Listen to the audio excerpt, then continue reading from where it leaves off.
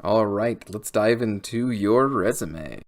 By the end of this section, as a part of your project, you're going to have a working resume and have all the tools to create all the resumes you'll need customized to target the companies you're trying to get into. But one caveat, if you do things right, you might not need a resume to weave your way through a company. That might not be necessary. In fact, if you're networking and you're reaching out to the right people, if maybe you're talking to the right person and getting an internship and then transferring to full-time work, you might not need a resume. But sometimes you'll still need it. And one time in my career, the resume black hole worked for me. And it works for a number of people. But this isn't the point of this isn't that I'm going to create a really good resume and blast it out to 1,000 companies and then it's just going to work. That is not the objective of what we're shooting for. But regardless, if you do have an interview, you generally want a good-looking resume to use during your interview. The interviewer will ask you questions about it. So what is the purpose of a resume? Resumes, they're a concise explanation of where you've been, what are your abilities, and where are you going. So from the company's perspective, really what they're asking is, what problems are you going to solve for me? How are you going to add value to my company? And that's what they're looking for in your resume. And so what is this resume that you're making? What is it actually going to be used for? Well, there are three purposes. Resumes are used in the screening process for computers. Computers now are filtering out many of the resumes at many companies. Also getting through the filtering process of the humans that are going through that. And finally, the hiring manager will probably be using your resume as a tool during the interview. Your resume needs to excel at passing all three of these purposes. So you say, okay, I need a resume, I get it. Great, I've convinced you. Now, where do we start? Well, we start what I call step 0. And step 0, kind of 0A, is who are you? What material do you have to draw on? And I've discovered one of the best things that you can do to create, one of the best approaches to create a pool of material for your resume.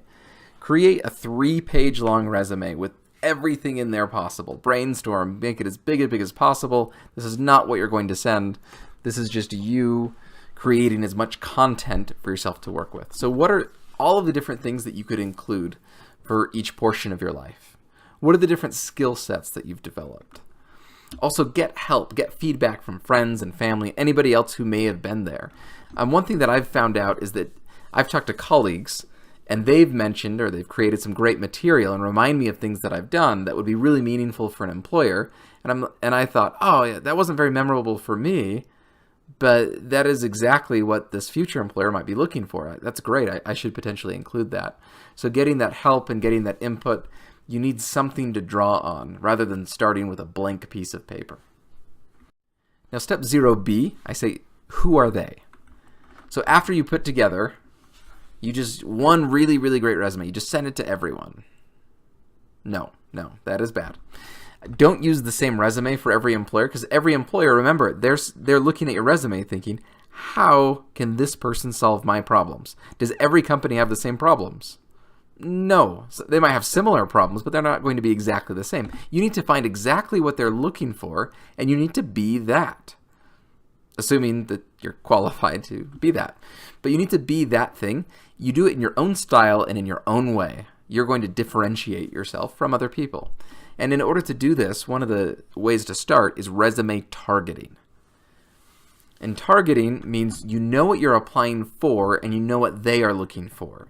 And so you can put together a customized resume with the experiences and the keywords that they are looking for so that every single one of the 3 steps of passing the algorithm, of passing the humans and getting through the interview, that you will do well through each one of those stages. You need to go through these first 2 kind of pre-steps. So step 1, now that you've done the pre-steps, you need to beat the algorithms. You need to actually make it to a human. What does that mean? It means your resume needs to contain the keywords that are associated with the position so that a human gets to see it. So if they're looking for a certain skill set, don't use generalities. discuss in your resume the exact skills that they are looking for that are probably in the job post as well. And so as far as tips, look at the job posting and think of what are the specific skills that they're looking for and include those keywords somewhere in your resume. Now, this is used at large companies, but it's becoming more and more common even for medium or smaller size companies because of the ease and the expansion of this technology. Now, remember, going back to if you begin with the end in mind and you create a targeted resume based upon this pool of material that you've already created, you can be a very strong candidate for the position, and you can tick all these boxes and you can jump past the algorithm stage. Now, typically the first human you need to get past is human resources. Now, within human resources, they're not the hiring manager, they're not the specialist in this area, but they're trying to filter out anyone else who maybe the algorithm didn't catch, that it doesn't look like a really good fit for the position. Now remember, you don't need to fit 100% of the criteria for a job because nearly nobody fits 100% of the criteria anyway. But you do need to fit enough of the criteria that it makes sense for you to be applying. So you do need to fit most of the criteria. You need to also have something interesting so that you can clear this HR hurdle. And one of the biggest things to beat human resources is don't make any of the doozy mistakes. We'll go through some of those later on. Make sure to proofread and don't do any of the forbidden things to include on a resume. All right, the second step, within the second step, the second human to beat within step 2 is the hiring manager. So after HR filters through and provides a handful of applicants to the hiring manager, you need to get through to the interview stage. Now, you don't need to be the best candidate in the world. Let's be honest, you're probably not the best candidate in the world because the world is a very, very, very big place. However, you do need to be the best candidate that they evaluate within their pool. There should be some draw in your resume which makes the manager think, maybe we should talk more with this person. This person's interesting. In the sense of, I think they could solve our problems. There's something different about this person. So there's that differentiation element in your resume besides just ticking the boxes. They want to chat more with you. Now, step 3 of how the resume is being used, that's the interview process, is making your case in person. The hiring manager is likely to say something, in many interviews, to say something like, walk me through your resume. Now, she's not asking for your life story. She's looking for you to pitch yourself for this specific spot. So use all of your past experience to make the argument for why you fit for this position. Now, if someone asks you the question, walk me through your resume, they're not looking for a 15-minute response.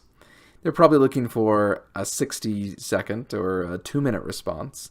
And then you'll probably go into more details on individual elements of your background that are most relevant for that position. Now, you should have your resume in front of you, and you should make this case. You walk through your resume in this coherent, logical, and with convincing pitch that you are the right person for this position. You have the skills. You are going to solve their problems. You are going to create value for their company. Now, what are the ingredients in a resume? I've included a link below to a couple of resources, articles, videos to go through this in more detail. I'll just briefly touch on it here. But first, what are the ingredients? One is contact information. How are they going to get a hold of you? I mean, they could probably use some indirect method, but it's courteous to include your name, email, and phone number. Some people would recommend also including the position you're applying for. That can be good because it provides evidence of targeting. Like, I actually looked at this company before hitting the submit button, which could be good.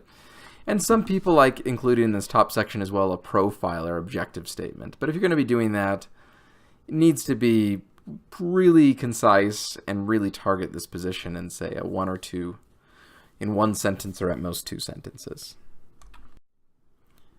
Now, as far as the other items to include outside the header, which then transition to what are your skills and what are your accomplishments. Remember, you're trying to demonstrate that you can solve their problems. So use verbs that indicate action. You have the skills, that you succeed, you enjoy this work. They're going to want to know about your previous employers and what's your pedigree and what you've accomplished. And they want an idea of the timeline. Are there any gaps in, say, their work history? How long has this person been at each of these different positions and institutions? These are all running through the hiring manager's mind. They'll also be curious about your education, your degree, also your institution.